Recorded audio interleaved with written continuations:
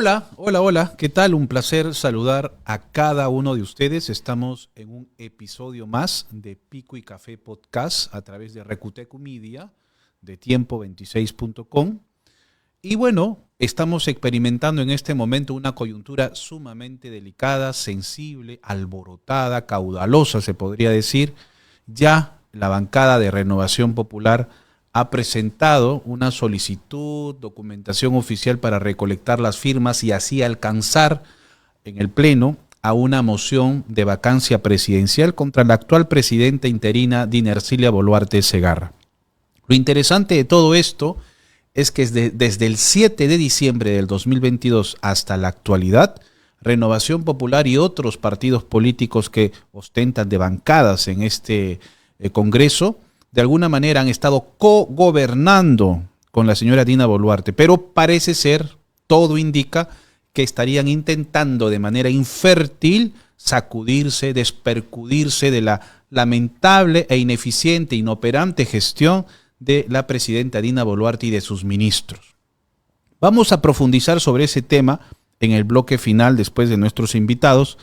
En esta ocasión, señores, tenemos como invitada en el primer bloque a Rosa María Bartra Barriga, abogada, expresidenta de la Comisión Lavajato del Congreso de la República y excongresista por la Libertad 2016-2020, hasta que el señor delincuente y genocida Martín Alberto Vizcarra Cornejo ha tenido la osadía de romper, ¿no?, el marco constitucional y cerrar de manera delincuencial el Congreso de la República.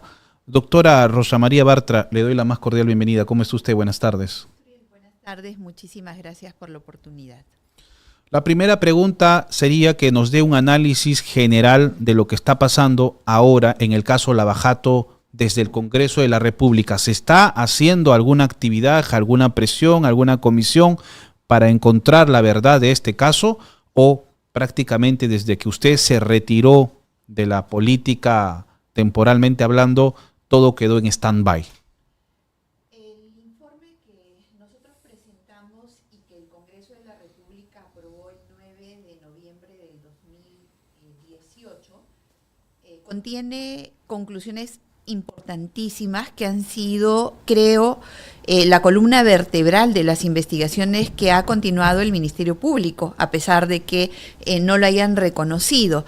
De hecho, toda la parte técnica de las sentencias que finalmente se han obtenido en los casos como los de Alejandro Toledo, de la línea 1 del metro, y la acusación que tiene ahora Susana Villarán, tienen un sustento muy fuerte en el informe que nosotros presentamos.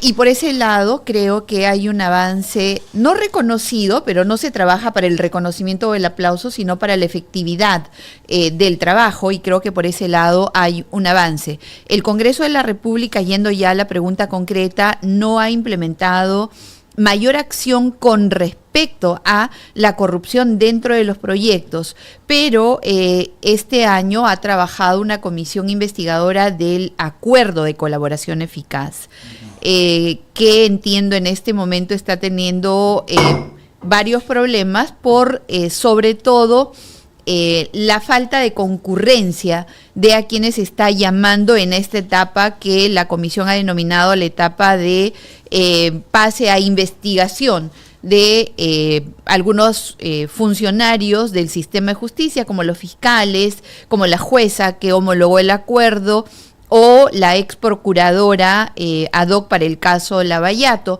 Entiendo que no están acudiendo a los llamados del congresista Muñante y bueno, aparte de eso no ha existido lamentablemente ni mayor compromiso, ni mayor seguimiento, ni tampoco se ha cumplido con la recomendación que se dio con respecto a legislar para evitar que casos tan escandalosos como los que se conocieron se sigan o se repitan, y de hecho se siguen repitiendo. Claro. Sí, pues esa es la percepción que actualmente tenemos los peruanos, todo el país, que el caso se ha quedado prácticamente en stand-by. No hemos experimentado avances notables, concretos. En este caso, un caso, por ejemplo, que se ha descubierto, el de la señora Susana Villarán, y recién casi después de una década, recién están en etapa oral. De juicio oral. Exacto. En etapa oral, de juicio oral.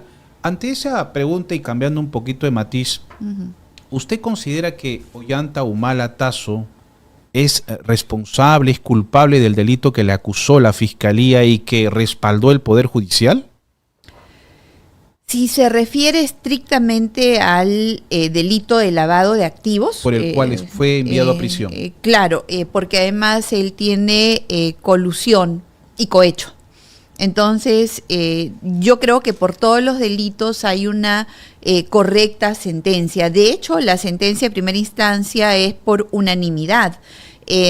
Es verdad que con respecto al delito de lavado de activos hay una sentencia por mayoría, pero esa mayoría es solamente con respecto al lavado de activos proveniente de la campaña del 2006, es decir, del dinero proveniente de Venezuela. Pero con respecto a los aportes del 2011, la sentencia es por unanimidad y es una sala bastante experimentada en el ejercicio jurisdiccional. Por lo tanto, creo yo, y ahí le hablo desde mi perspectiva de abogada, se trata de una sentencia que cumple con los estándares exigidos para el delito de lavado de activos, que es un delito autónomo y que se basa en la prueba indiciaria.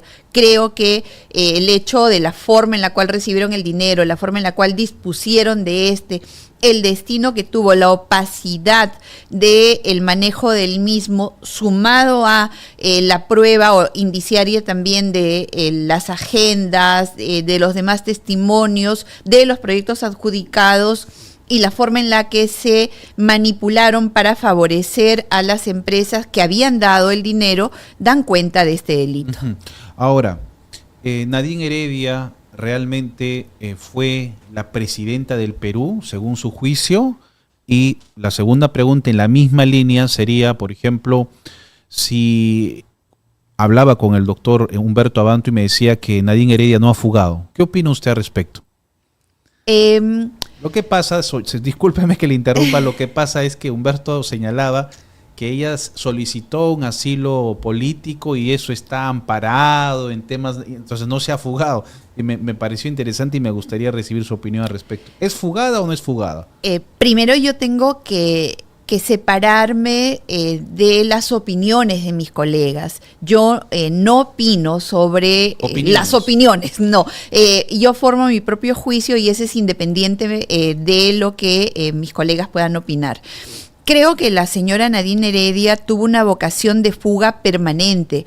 Y cuando hablo de fuga, esto no necesariamente es pues algo espectacular que te sustraes de la acción de la justicia. En términos políticos, porque la señora Heredia ha ejercido desde mi punto de vista la presidencia de facto.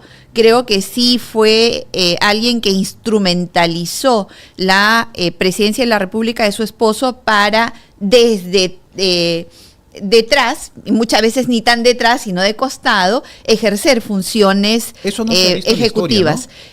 No sí. Alguien que se refiere a los Violeta ministros Correa, como mis ministros o que... O la luz verde. O la luz verde, exacto, que tengas al premier de ese momento. Se pueden elegir jueces y fiscales. Las agendas, ¿no? Sí creo que ella hizo un despliegue no solamente en privado, sino que se preocupó por ostentar la posición de poder que tenía en base a la presidencia de su esposo, ¿no? Y esta vocación de fuga en esas circunstancias, dentro de este contexto, se materializó, por ejemplo, cuando pretendió asumir una función diplomática en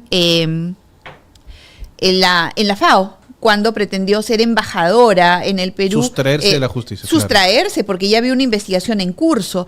Y luego el hecho de que haya simulado una intervención quirúrgica, haya simulado una hospitalización para trasladarse de forma absolutamente evidente de sustracción de la justicia a la embajada de Brasil cuando se iba a leer la sentencia. Es cierto que en puridad ella obtuvo un asilo diplomático. Es cierto que ella no ha salido cruzando la frontera de manera ilegal. Es cierto que su socio político, Lula da Silva, en complicidad con la expedición tan rápida del pasaporte, o perdón, del salvoconducto que le dio Dina Boluarte, le han permitido salir como asilada. Pero eso no quita la voluntad de la señora de sustraerse de la acción de la justicia y de responder a una pena impuesta por el Poder Judicial. Entonces, en dos palabras, la sentencia contra Ollanta y Nadine Heredia se trataría de justicia, no de persecución política. Lamentablemente se ha manoseado el concepto de perseguido político. Y creo que los verdaderos perseguidos políticos... Hasta Cerrón ahora es perseguido político. No, ahora todos los políticos que tienen una investigación penal se dicen perseguidos políticos, y eso desgraciadamente impide que haya un juicio positivo contra aquellos que sí son perseguidos por sus ideas. Ahora una persecución política tiene un carácter doctrinario muy profundo del cual ya no se habla, ¿no? Entonces, en este caso, Nadine y Ollanta son perseguidos políticos. Han sido correctamente, según su juicio, sentenciados por un sistema porque hay elementos, presupuestos, elementos de convicción y pruebas sólidas para que purguen condena. Claro, yo me preguntaría cuáles son las ideas que se persiguen y quiénes son los persecutores para que sea una persecución política. En todo caso, son perseguidos por las maletas de dinero, son perseguidos por las contribuciones, entre comillas, de Odebrecht y etcétera. Ahora, en referencia al acuerdo que ha firmado el Perú con esta organización criminal Odebrecht Latinvest Perusac, ¿usted considera que debería de anularse ese convenio? ¿Debería de revisarse a profundidad? ¿Deberíamos de regresar a otra etapa para que en realidad exista un sistema poderoso, potente, robusto para hallar a los responsables de este caso? ¿O qué piensa usted? Esa fue la propuesta que nosotros hicimos desde que se iniciaron los acuerdos preparatorios para la firma de este acuerdo. No tiene sentido este acuerdo porque no ha cumplido con ninguno de los objetivos procesales para los cuales este tipo de figuras existen. No se ha obtenido más información. No hemos conocido un solo codinome, por ejemplo. No se ha conocido... ¿Y usted a qué cree que se deba que no conocemos un solo codinome? ¿Por qué pasa esto? Porque dentro del gran paquete de codinomes está gran parte de quienes ostentan poder político. ¿De quién depende eso? José Domingo Pérez, ¿no? En su momento dependió de la Fiscalía a través de no solamente del equipo especial, en especial, aunque no es redundante, sino por el nombre de Rafael Vela y de quien operaba, José Domingo Pérez, pero sobre todo del Estado peruano, que tuvo un asiento allí como la Procuraduría. ¿Y usted en su cargo, como jefa de esta comisión, la Bajato, solicitó, hizo algún trámite para que se conozcan los codinomes?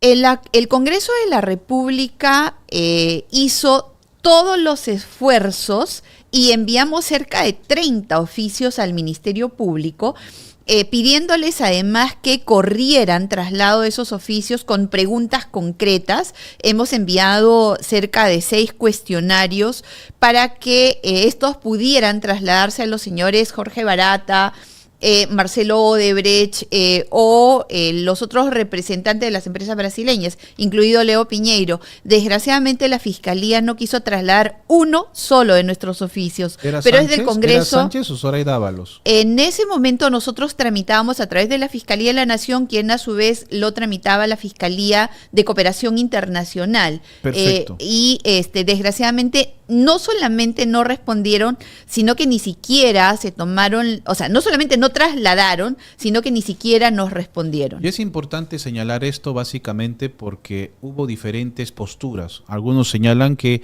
presumiblemente la mafia caviar, como algunos sectores lo han bautizado a los caviares, habrían tomado el poder del Ministerio Público por asalto. Sin embargo, hemos tenido a Patricia Benavides, que parece ser que estaba sumamente distante de la mafia caviar, y ahora tenemos a Tomás Aladino Gálvez, que también está presumiblemente distante de los caviares. Y sin embargo, en dos administraciones de dos fiscales presumiblemente autónomos, no se ha conocido hasta ahora. ¿Por qué ni siquiera la derecha, ni la izquierda, ni el centro, ni los caviares quieren que se conozcan los codinomes? Ni los de adelante, ni los de atrás, ¿Por qué? ¿no? Ni los de arriba, ni los de abajo.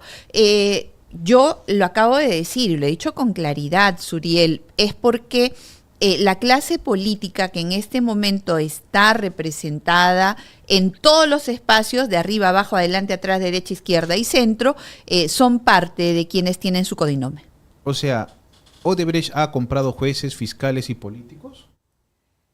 Jueces, fiscales, políticos, estudios de abogados, supervisoras, árbitros y un largo ¿Todavía etcétera. sigue comprando?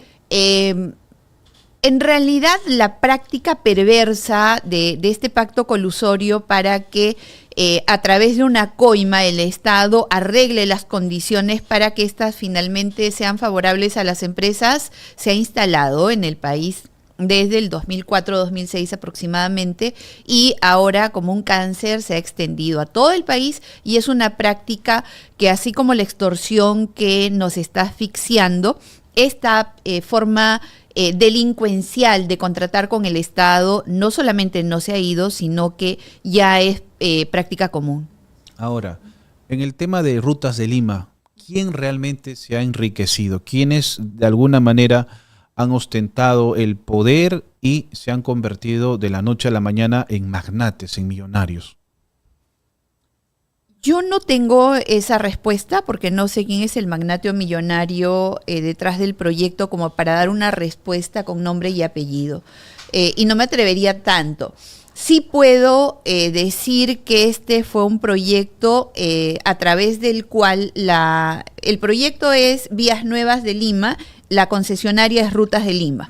En este proyecto, desgraciadamente hubo demasiadas irregularidades para favorecer a Odebrecht en su concesión. La adenda de bancabilidad que les permitió levantar recursos sin un sustento real o el incremento del precio en el peaje favoreció indebidamente a la concesionaria, a Odebrecht en su momento, a Rutas de Lima, Vía Sigma, después de forma indebida porque fue en perjuicio de los usuarios. Esta adenda de bancabilidad y además el incremento del precio ha terminado perjudicando a millones de limeños y de todos los peruanos que transitan por estas rutas concesionadas. Incluso Pepe Luna lanzó información, documentación oficial que, según la tesis de Pepe Luna, de este personaje siniestro, zigzagueante en la arena política, pues uno de los promotores porque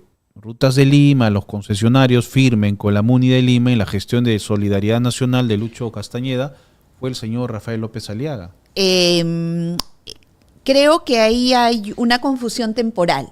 El proyecto que se firma en la gestión de Lucho Castañeda y siendo Rafael regidor es el de Línea Amarilla. Perdón, el de Rutas de Lima Línea se firma ya durante la gestión de Susana Villarán. Exacto. En ese caso, pero también está dentro del caso Lavajato. Sí, por supuesto. Sí, por supuesto. Y de hecho, ese tipo de decisiones de parte de la clase política y de políticos como Rafael López Aliaga han perjudicado y han aportado con sus elementos y sus firmas para que estemos experimentando esta situación de impunidad.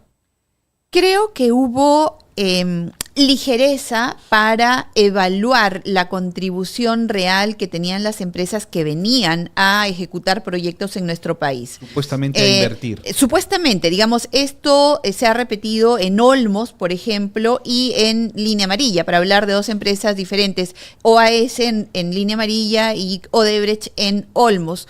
Se suponía que las empresas venían e invertían de su patrimonio a cambio de luego recuperar esa inversión a través de la concesión. Lamentablemente no fue así, no hubo tal inversión por parte de las empresas, siempre fue con dinero del Estado, y en el caso específico de Línea Amarilla se benefició indebidamente a OAS con la extensión de 10 años más del proyecto y la elevación también del precio del peaje. Ambos proyectos, tanto Rutas de Lima como Línea Amarilla, creo que han estado contaminados por la corrupción.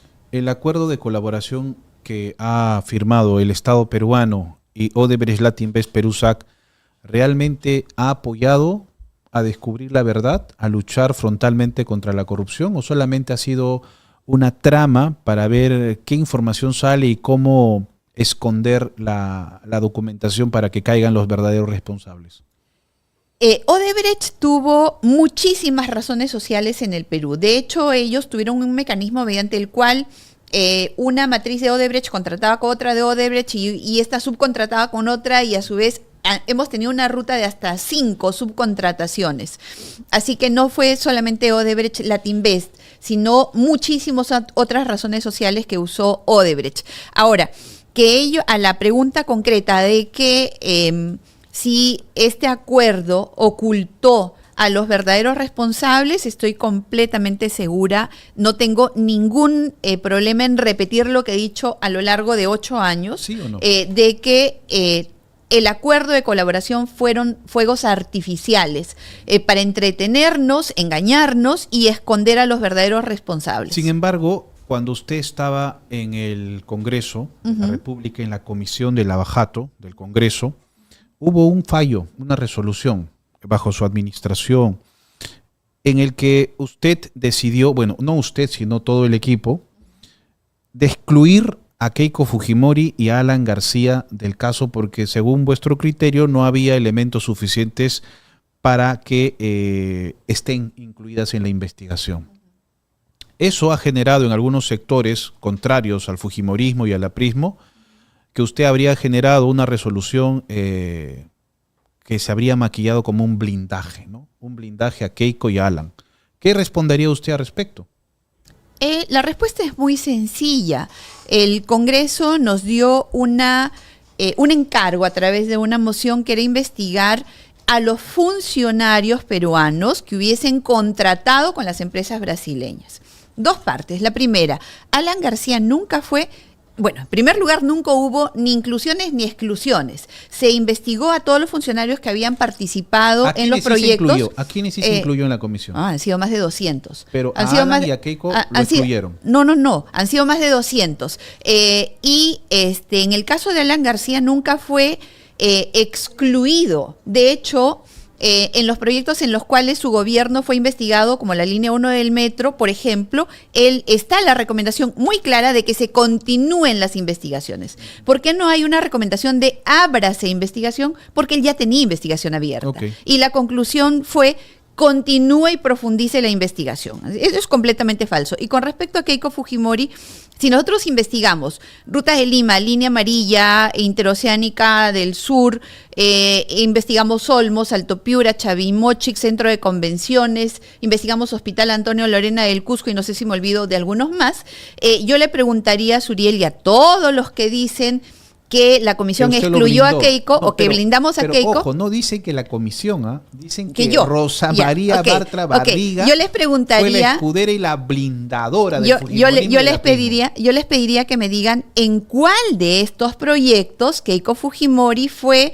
empresaria o presidenta o vicepresidenta o ministra para que pudiera ser investigada. La respuesta es que lamentablemente para todos aquellos que quisieron instrumentalizar la comisión para que se persiga a quienes ellos señalaron, la investigación tuvo un trabajo completamente apegado a lo que la moción establecía, y siendo así, si la señora Keiko Fujimori no había sido ni abogada, ni árbitro, ni concesionaria, ni presidenta, ni vicepresidenta, ni ministra, lamentablemente para aquellos que pedían su inclusión no era posible iniciar una investigación en ese aspecto. Vamos a interrumpir brevemente la entrevista con la doctora Rosa María Bartra. Señalan que sí se ha logrado los 60 y pico de votos para la moción de vacancia presidencial. Y bueno, claro, ahí Fuerza Popular se ha sumado. Se ha sumado Fuerza Popular. Wow. Lo que pasa es que, como ya lo dije, la verdad son cálculos enteramente políticos. aquí lo que se está tratando desde mi óptica es que ya se sabía que a Dina Boluarte lo más probable es que la saquen antes de diciembre de cara a las presidenciales. Sin embargo, creemos que desde mi punto de vista es sumamente contraproducente a estas alturas generar más caos, más incertidumbre, porque prácticamente pues Dina Boluarte ya está con un pie afuera. Sin embargo, la coyuntura en el tema de seguridad social, seguridad pública, está sumamente delicada y bueno, vamos a ver cómo se va desarrollando la noticia. La noticia de momento es que la señora Dina Boluarte posiblemente sea vacada en el Pleno del Congreso. Vamos Suriel, a ver si alcanzan a los 87 sí, votos. Permítame, por favor, porque no quisiera irme sin hablar de este tema. Es la noticia, yo sé que he venido para un tema específico, sin embargo, no quisiera irme sin señalar que desde que la señora Boluarte asumió la presidencia de la República, nosotros, yo tuve siempre una posición con respecto a que ella tenía que irse, que se debían adelantar las elecciones. La señora no ofrecía ninguna garantía, ni siquiera una mínima esperanza, menos garantía de que pudiera conducir los destinos de un país tan complicado como el nuestro. Creo y discrepo respetuosamente con usted con respecto a que no se debe ir. Yo creo que el Perú necesita una válvula de escape. La señora Boluarte ha presionado al punto de que el Perú está a nada de estallar, y entonces pienso que su salida podría significar un respiro, no más caos, porque la señora desgraciadamente vive en otro planeta. Ahora, en referencia, yo también obviamente discrepamos de manera respetuosa. Sin embargo, la información que yo manejo en referencia al cogobierno que sostuvo Keiko Fujimori, Fuerza Popular, Avanza País, Renovación Popular y APP, todos los partidos políticos de derecha que ostentan bancadas en el gobierno, es que incluso han puesto ministros. Todos los que le extendieron cheque en blanco, exacto, no le exigieron nada, cogobernaron con ella. Y ahora justamente señor Rafael López Aliaga, que era el principal aliado de muchos ministros. Ahora quieren sacar cuerpo. Ahora quieren despercudirse. O sea, me parece sumamente, discúlpeme la expresión de este epíteto tan altisonante, repugnante, pueril y hediondo, que esta clase política trate de engañar al pueblo y piensen que nosotros no nos vamos a dar cuenta que lo único que están haciendo en este momento, por muy inoperante, ineficiente que sea la señora Dina Boluarte, que lo más probable le espera la cárcel por muchos delitos de corrupción y posiblemente hasta el tema de las marchas y los fallecidos, quieran tratar de sorprendernos. Pero felizmente existen periodistas y comunicadores que vamos a poner los puntos sobre las IES, doctora. La memoria colectiva existe, la memoria a través de la prensa existe. Yo saludo, Suriel, además la oportunidad que me da ahora de conversar con alguien que tiene más de 2 décadas llevando la verdad con una persistencia que saludo y por lo cual estoy bastante contenta de estar esta tarde en medio de este caos compartiendo unos minutos de análisis con usted. Perfecto, muchas gracias, doctora. Ahora, volviendo al tema principal, que parece que esto va a ser, como usted dice, un show circense, pero qué bueno que ocurran estas cosas, ¿no? Qué bueno que ocurran estas cosas. No veo los comentarios.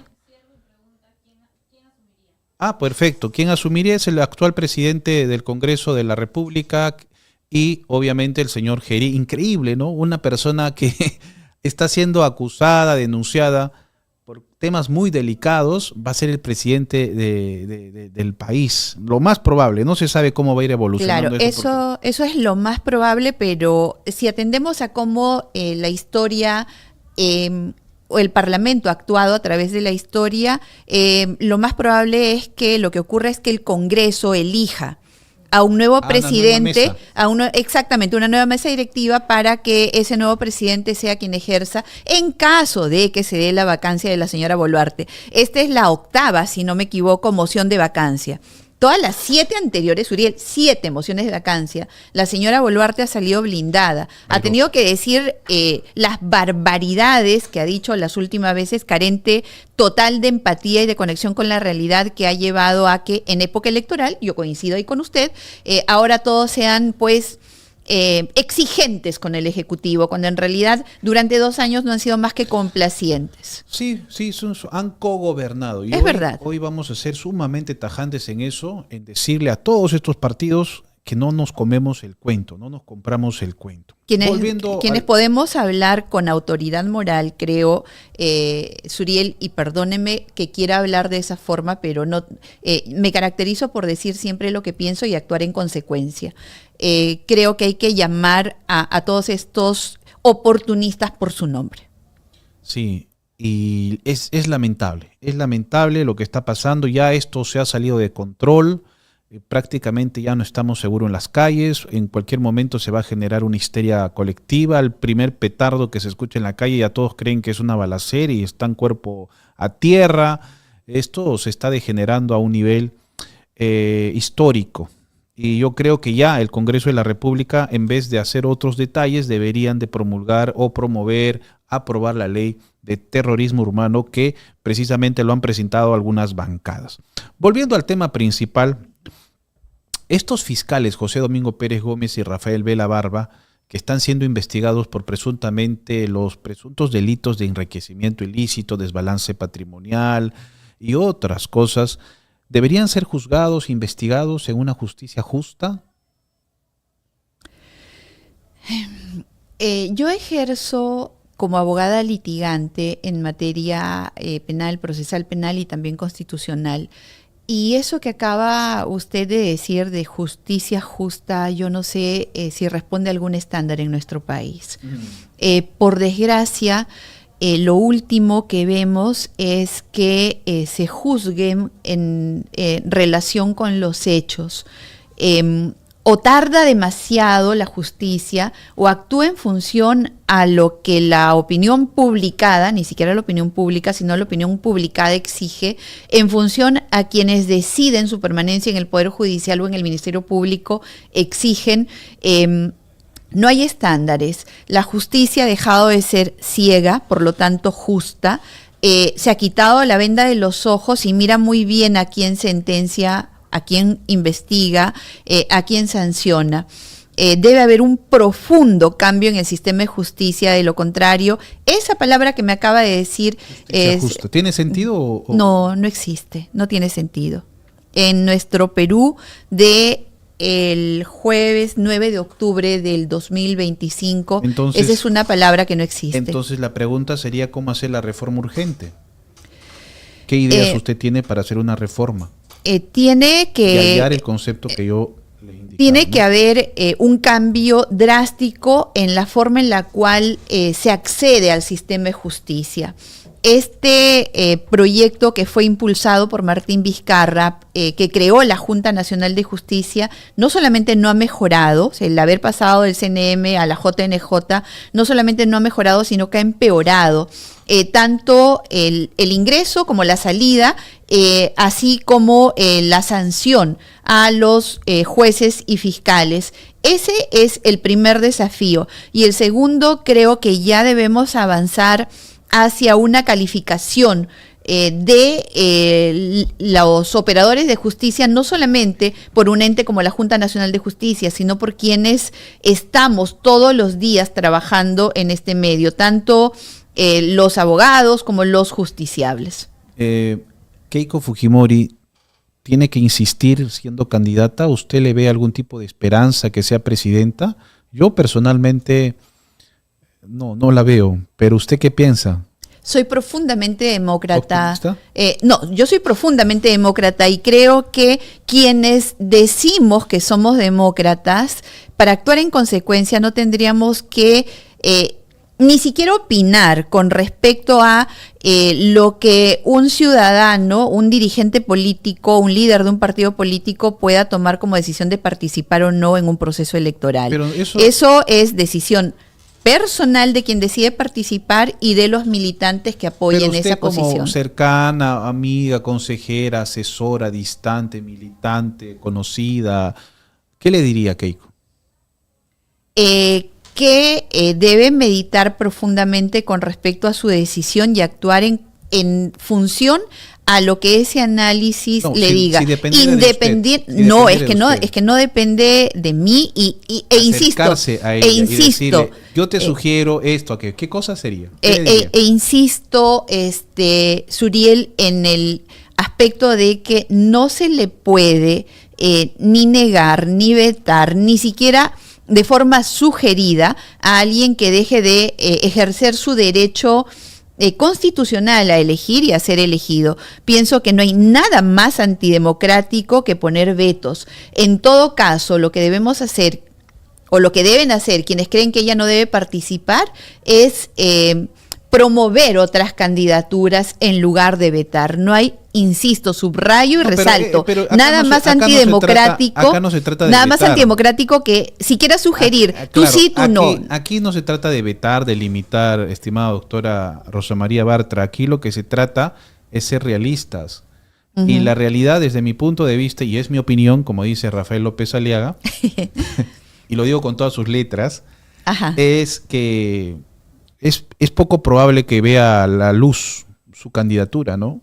Y bueno, ya pasaron 3 campañas, hasta 4 creo, y que es poco probable. Ahora, pero usted... Como es poco probable que vean la luz las otras, ¿qué? 37 candidaturas. Entonces, sí, pongámonos a tachar pues a todos los que no pueden ver la luz. No, me refiero al tema de Keiko específicamente, porque es una persona, una política con bastante influencia, bastante poder político, pero que lamentablemente polariza bastante. Sí, la coyuntura nacional. Creo que el Perú hace muchos años que está profundamente polarizado. Creo que el anti se ha convertido en una ideología, ¿no? En una ideología. Pero ahora ya no hay solamente antiaprismo, antifujimorismo, ahora hay antidina, hay antipedro, hay antivizcarra. Entonces, insisto nuevamente que en lugar de promover que hayan candidaturas que no corran, debemos trabajar de forma absolutamente ardua para impulsar aquellas que sí deberían estar. ¿Qué opina usted de Pedro Castillo? Pedro Castillo ha significado la esperanza de muchos de llevar al poder a alguien que siente, piensa y vive como la mayoría. Y creo que el activo que lo llevó a la presidencia de la República fue precisamente eso. Yo puedo votar por alguien que sí se mueve en transporte público, que se atiende en hospital público, que conoce mi realidad. Desgraciadamente... ¿Merece volver a la política? Desgraciadamente eso no alcanza, porque tienes necesariamente que haberte formado y reunirte con los mejores para dirigir los destinos de un país. ¿Merece volver a la política Pedro Castillo? Pedro Castillo está en este momento en prisión. Creo por un delito que no está correctamente tipificado, tanto así que el mismo colegiado ya está con una propuesta, ¿no?, alternativa, igual que con Keiko Fujimori. Yo pienso que nosotros no podemos decirle a ningún ciudadano peruano que tiene hábiles sus derechos políticos, doctora, de que participe o no participe. ¿Dónde debería estar el señor Martín Alberto Vizcarra Cornejo? Si la justicia fuese célere, o ciega, o justa, para usar el término que usted ha incorporado a la discusión, él debería estar en prisión. Martín Vizcarra ya llegó a la presidencia de la República, primero a la vicepresidencia, con 40 investigaciones en sus espaldas. Hay que recordarle a la gente que este delito por el cual en este momento está en juicio oral y por el cual ingresó a prisión preventiva, es decir, las coimas que habría recibido por Lomas de Hilo y Hospital de Moquegua, ya fueron materia de un archivo por José Domingo Pérez en Moquegua, y que se reabrió en virtud a la colaboración eficaz por otras investigaciones, y que es un proceso que viene, Suriel, del 2012. ¿Qué año estamos? Wow, casi 3 quinquenios, ¿no?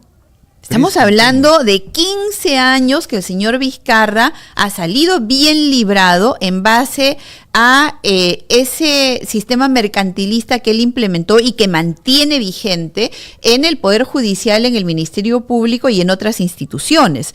Entonces, si él no hubiese comprado tanta voluntad, si él no hubiese repartido tanto bono dilapidando el erario público para los pobres durante la pandemia mientras mataba, si no hubiese repartido tanto reactiva a los más poderosos también mientras mataba, él hace rato que estaría preso. Ahora, Rafael López Aliaga Cazorla, actual burgomaestre, alcalde de Lima Metropolitana, ¿es una opción política de cara a la presidencia seria, ecuánime, sea honesta.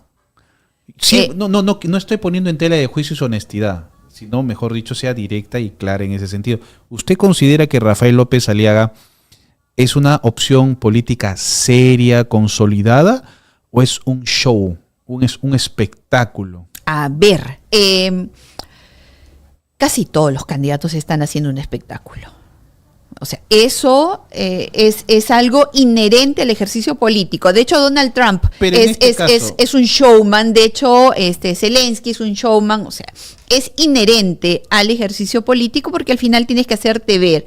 Y hay funcionarios, hay gobernantes que usan precisamente ese énfasis para hacerse ver, hacerse notar y por lo tanto generar adhesión. Más en una época en la cual todo se mueve rápido y todo es intenso. Son intensas las canciones, son intensas las luces, el TikTok ¿Es una opción te obliga, seria, Rafael López Aliaga? Creo que Rafael López Aliaga está, ¿cómo se dice?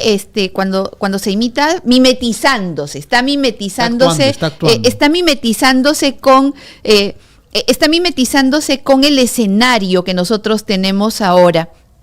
Creo que debe renunciar, me imagino que hasta el lunes, para que pueda ser candidato, ¿no? Estamos al borde de la época en la cual se debe renunciar para ser candidato y a partir de ese momento tenemos que juzgar su obra de forma concreta, no aquella con el fuego artificial o con la pasión del a favor o en contra, sino de forma concreta. ¿Qué realmente ha logrado hacer por Lima Metropolitana en temas de infraestructura, en temas de transporte, en temas de seguridad? ¿Qué vio usted si hay que rescatar algo de Rafael López Aliaga, conocido como el Porky? ¿Qué rescataría de él?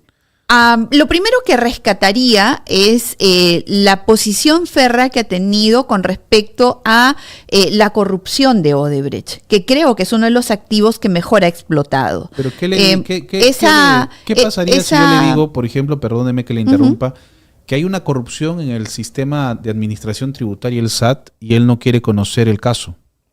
Me parece muy mal, porque alguien que enfrenta la corrupción con el énfasis que él dice hacerlo, entonces la corrupción se ataca no solamente para aquello que es emblemático y por lo tanto no te va a traer más problemas, sino más bien adeptos, sino también aquella que depende directamente de ti. La corrupción de Odebrecht no depende directamente de él, pero el SAT sí. Entonces, y si es que de verdad rapidito, allí hay hechos... En 20 segundos yo le hablo sobre el tema.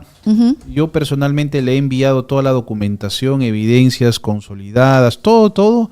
Y el señor Rafael López Aliaga, conociendo que hay una presunta organización criminal en las entrañas del SAT, generando papeletas fantasmas y notificaciones fantasmas, lo que ha hecho precisamente es decir que lo que yo he presentado como evidencias en audio, video, es una difamación. Wow. Y bueno, yo hablé con la señora Roxana Rocha, hablé con la señora Juliana Calambrolio, que son regidoras, hablaron conmigo que van a presentar una denuncia, una solicitud con el procurador de la MUNI, pero la verdad yo considero que eso es simplemente un saludo a la bandera. Tampoco son lo han cantos hecho. De sirena. No tienen ningún interés tampoco. Tampoco lo han hecho. Lo que pasa eso es que a mí me generó cierta decepción y desazón de parte del señor Rafael López Aliaga, que ya en campaña lo hablaré, porque en campaña se tienen que hablar estas cosas. Oiga, si usted dice luchar frontalmente contra la corrupción, y eso que estoy tranquilo porque mis decibeles y todavía mi dopamina, mi serotonina están ecuánimes, cuando hay un desbalance químico cerebral, ahí le voy a cantar todas las canciones en inglés, francés, alemán y hasta en quechua, señor Rafael López Aliaga. Prepárese que estoy esperando que llegue el verano.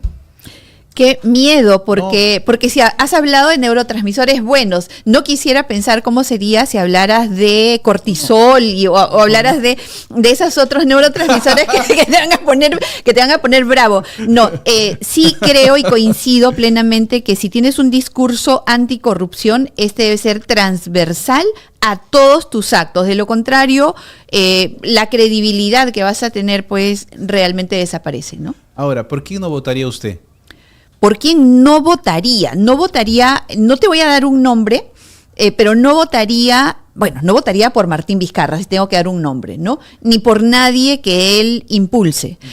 No votaría por nadie que no tenga experiencia de por lo menos haber dirigido, no sé, su comuna, de haber dirigido, de haber sido regidor, alcalde, no sé, congresista, o que haya tenido alguna posición de poder dentro de la administración pública. Si es que no tienen un equipo sólido, o que no tengan experiencia en cargos de responsabilidad. No quisiera para mi país otra vez Ollanta Humala, otra vez Nadine Heredia, otra vez Pedro Castillo, peor otra vez Martín Vizcarra, Dina Boluarte, que llegaron en planchas presidenciales. Por lo tanto, pienso, Suriel, que no solamente hay que mirar a los candidatos, hay que mirar sus planchas y hay que mirar a sus números uno. Ahora, usted me han comentado ahí por ahí que va a volver a la política, ¿o todavía no lo ha decidido? No lo he decidido y básicamente no lo he decidido por varias razones. La primera tiene que ver porque estoy bastante ocupada ahora en mi trabajo. Tengo la confianza, como abogada, tengo la confianza de muchísimas personas que están luchando causas muy justas y que creo debo responder a la confianza que me han dado. Y por otro lado, porque, Suriel, yo estoy en política desde que tengo uso de razón. No voy a decir cuántos años tengo por estrategia. Por coquetería, en realidad. Por estrategia. Aunque se nota, pero ¿qué voy a hacer? A ver, pero estoy. Por estrategia. Pero estoy. Lo digo ya, okay. No, yo lo digo, ¿no? Al final prefiero decirme yo misma antes de que me lo digan los demás. A ver, sino que mi vocación política, que tiene varias décadas, siempre se ha sustentado en temas. Hermana, ¿no? ¿Perdón? Usted entró a la política por su hermana, Por mi hermanita, claro. Claro, sí me acuerdo. Mi hermanita, claro, en esa época yo tenía 4 años de edad, ¿no? A los 13 años estaba en la toma de mi colegio dirigiéndola, ¿no? O sea, y justamente fue por un sistema de salud que no ha cambiado mucho, al contrario, que no ha cambiado nada. Justamente que se ha precarizado más. Hoy lo íbamos a tener al ministro de Salud, César Vázquez, pero han llamado, bueno. No, es que tienen que ir al Congreso. Sí, pues. Sí, a ver, entonces yo sí creo que el ejercicio político debe tener una base doctrinaria. Tiene que haber un pensamiento político que te oriente con respecto a cómo dirigir las políticas públicas.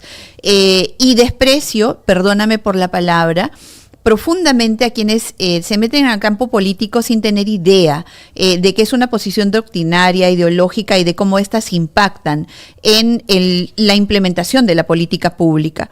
Entonces, estoy estudiando quiénes realmente tienen un pensamiento político y se orienta a la resolución de los problemas tan graves que enfrenta nuestro país en este momento. O sea, no sabe todavía, pero yo podría decirle que, bueno, se está decantando por algún... ¿Se alejó realmente de Fuerza Popular o nunca se alejó? Yo no he tenido problemas con Fuerza Popular, que sean alejamiento o distanciamiento. Yo fui invitada a participar en las elecciones y ocupé una bancada y ocupé un espacio en la bancada y creo haberlo hecho con lealtad. Prácticamente a usted la despellejaron, ¿no? De alguna manera, figuradamente hablando en los medios caviares. Yo creo que no solo me despellejaron, también me arrancaron los músculos, también me arrancaron las venas, las arterias. No sé si me dejaron huesos, ¿no? Por defender vamos a decir, pues por hacer una gestión con Fuerza Popular. En algún momento usted se volvió un rostro enteramente mediático y prácticamente no escudera, pero sí una luchadora de Fuerza Popular. Me pareció muy injusta la prisión de Keiko Fujimori, me pareció muy injusto todo lo que se dijo con respecto al Congreso del cual tuve el honor de formar parte, y como le digo, yo creo que uno debe ser coherente entre lo que piensa, lo que dice y lo que hace. Si piensas una cosa pero dices otra y haces todo lo contrario, no mereces ningún respeto. Entonces yo fui consecuente en esa línea. Pienso, digo y hago, ¿no? Y si por eso me tuve que ser despellejada, Suriel, creo que ningún político debe victimizarse cuando es juzgado, así sea de forma muy dura, porque sabes a lo que te metes. En ese aspecto, yo no sé qué hacía el premier Eduardo Arana, quejándose de lo que se dice de Dina Boluarte en lugar de abordar los problemas, por ejemplo, ¿no? Ahora, y dentro de toda esa coyuntura donde la atacaban, ¿qué lección usted sacó? ¿O cuál fue la que le afectó más, por ejemplo? De forma personal. A ver, soy un ser humano, soy mujer, soy sensible y no podría, sin caer en el cinismo, decir que no me afectó todo lo que se dijo. Porque eso sería ya psicopático. Se me ha caricaturizado de todas las formas y se me ha atacado, no por mi pensamiento, no por lo que ella ha hecho.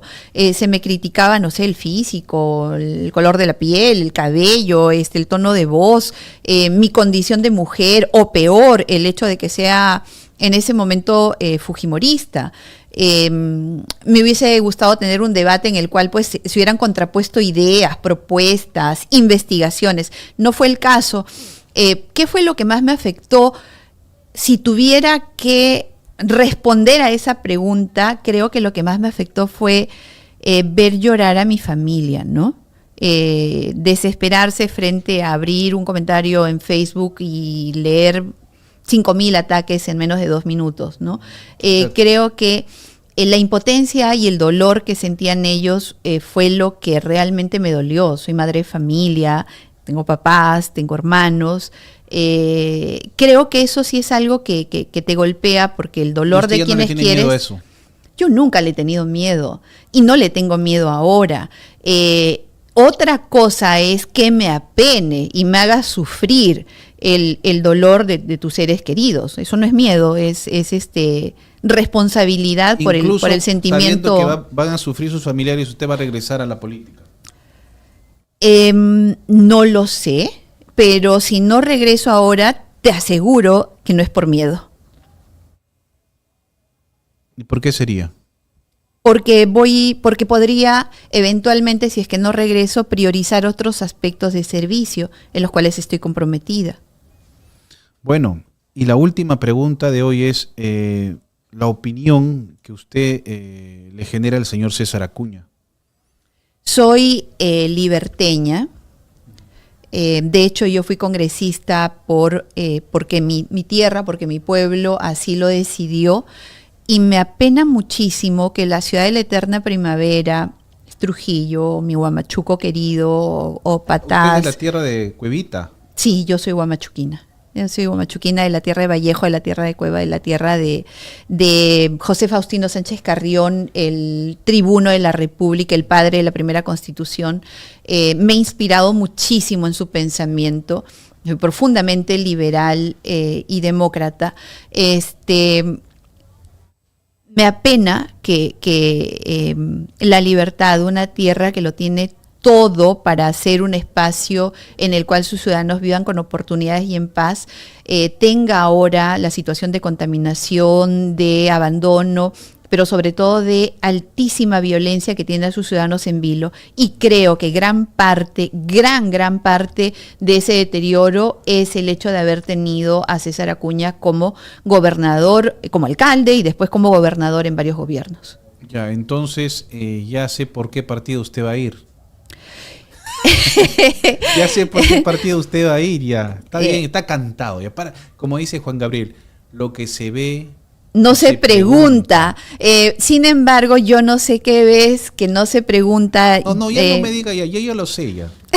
Yo lo sé, bueno, doctora. espero que me recibas más adelante si es que acaso tomo esa decisión, y si no, estoy a disposición para comentar sin ningún tipo de rodeos, sin ningún tipo de hipocresía, que es lo que pasa en nuestra política. Y claro, porque ahora va usted, que lo más probable es que se va a decantar por Fuerza Popular de Keiko, es que también viene golpeada con el tema de la AFP, ¿no? Creo que han tenido un mensaje realmente equivocado al defender a capa y espalda una ley pro AFP que lamentablemente los dejó descolocados, y por eso presumiblemente se están sumando a la vacancia para de alguna manera lavar su imagen, ¿no es cierto? ¿Qué opina usted? ¿Usted cree que ha actuado bien Rosángela Barbarán, Fuerza Popular, en ese caso?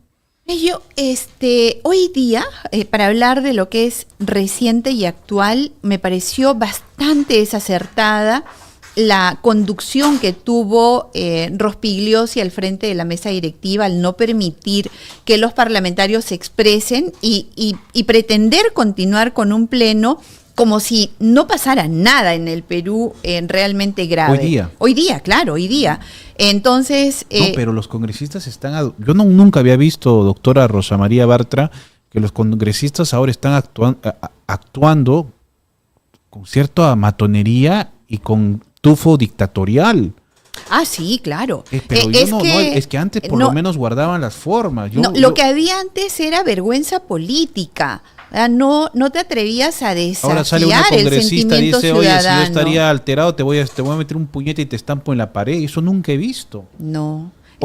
O ministros que digan, yo no me voy a ir y no me voy, así hayan 20 muertos porque hasta, o se caiga Machu Picchu o lo que sea, porque me quedo hasta que Dina Boluarte así lo decida. El problema, Suriel, es que también vengo de un lugar...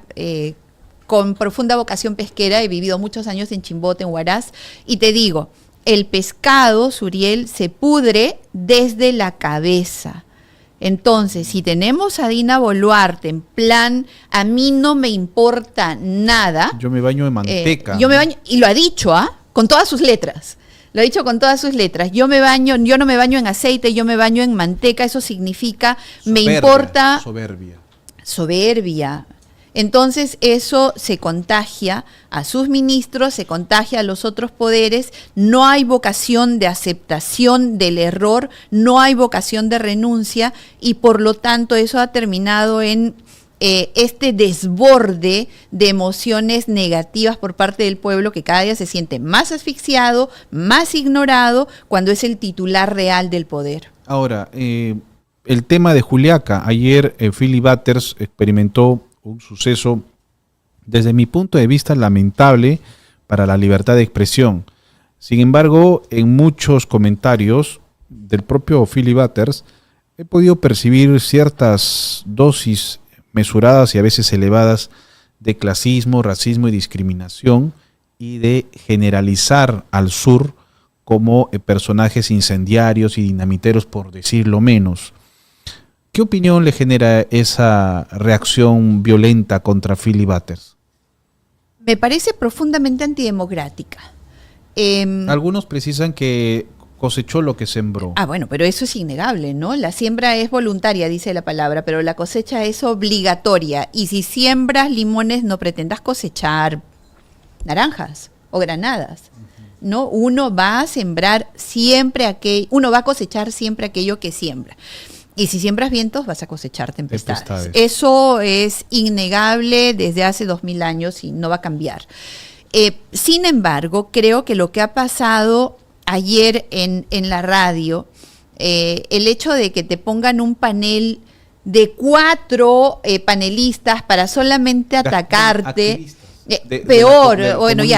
vamos a decir que en ese momento eran panelistas, pero que esos panelistas eran activistas y activistas violentos. Entonces, eso no permite el debate de ideas. Si querían atacar a Philly Butters y destruir sus ideas, pues debieron polemizar como corresponde en democracia. Pero el hecho de atacar y atacar peor. Escuché a uno de ellos, estaba tomando un examen de grado, ¿no? ¿Qué es PBI? ¿Cuántos ministerios hay? ¿Cuántos distritos tiene el Perú? Como para evidenciar una superioridad. Doctora, a mí que me encanta analizar un poco la estructura psicológica de las personas, bastante, y emocional y cognitiva, yo creo que Philly Butters ha subestimado ir a Juliaca. Sí, yo ahí coincido. Yo creo que lo que él quiso hacer, y está clarísimo, es hacer videitos y decir que ha ido a Juliaca y ha vilipendiado, ha menoscabado y ha logrado derrotar a los periodistas y comunicadores en el sur del Perú solito él, sin bases políticas, sin equipo de avanzada, sin estrategia, simplemente es como un jovencito que está yendo pues a enfrentarse a algo sin saber a dónde estaba yendo. Yo creo que esto le va a servir como una dosis de humildad y también para que se conecte nuevamente con sus raíces, ¿no? Porque creo que el señor está totalmente poblado de soberbia en ese sentido, ¿no? La soberbia es el peor consejero o el peor acompañante o el peor defecto de un político. Yo tengo un tío que es sacerdote y que me dio, que es mi consejero, que me dio un consejo. Me dijo que los peores enemigos que te pueden acompañar y a quienes tienes que combatir día a día son dos: la soberbia y la complacencia. Y sí creo esa sensación de yo soy superior y yo puedo, sí, es pésima consejera. Y la complacencia, eso ya la hice, yo conozco, ¿no? Yo soy suficiente. Me pasé con todos de la República, los periodistas, Juliana Ousef, yo puedo y no voy a poder con 3, 4 comunicadorcitos de Juliaca. Eso es cuando no conoces, cuando no conoces lo que es lo que es la prensa de entrevistas en provincia. Uy. Por favor, yo vengo, Suriel, de la época de la centralita de César Álvarez. O sea, yo he sido política en Ancash en esa época. Así que puedo dar fe de lo feroces que pueden ser. Yo vengo de la prensa de Quillabamba, de Cusco. Ahí estamos. Conocemos de qué se trata. Acá en Lima yo ya de alguna manera he aprendido otro tipo de periodismo, pero mis raíces son esas.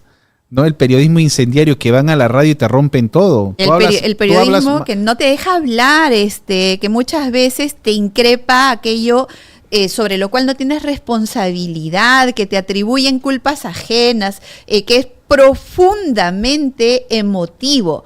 Entonces, visceral, absolutamente. Ese sentimiento de postergación, además, o peor, esas heridas. ¿Qué mensaje usted le daría a Philly Butters?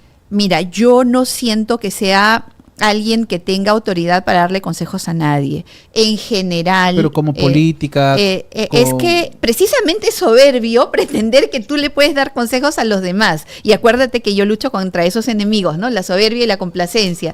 Entonces, sí creo que es un acto de soberbia pretender ser consejero.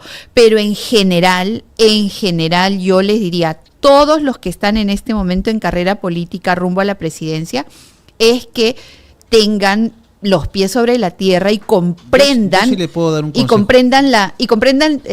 Permíteme terminar, y comprendan las emociones que acompañan al pueblo peruano ahora. El sur sigue llorando a sus muertos. Y ese es un sentimiento que no va a pasar. Ojo, los del sur no somos terroristas.